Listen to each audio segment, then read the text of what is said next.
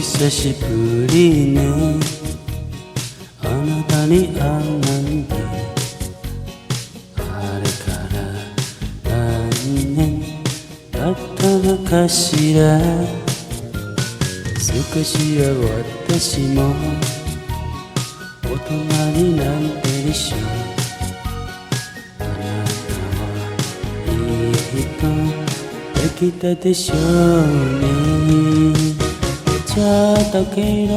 つもりが時の訪れも忘れさせ別れづらくなりそうでなんだか怖いそれじゃあさよなら元気でと冷たく背中を向けたけど今では本当は好きなのとつぶやいてみるもう一度もう一度生まれ変わってもう一度もう一度巡り会いたいね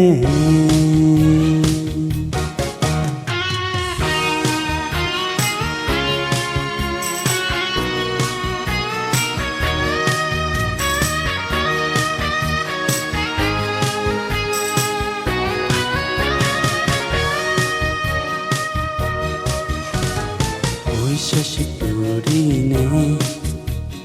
こんな真夜中にあなたから電話をくれるなんておかしいくらい真面目な声で私に迫るから眠気も覚めたもしも今でも一人なら映画を見たいよ恋をして愛を育ててみたいねと笑ってみせるそれじゃあさよならこれきりと冷たく受話器を置いたけど涙がしらす溢れ出すどうかしてるね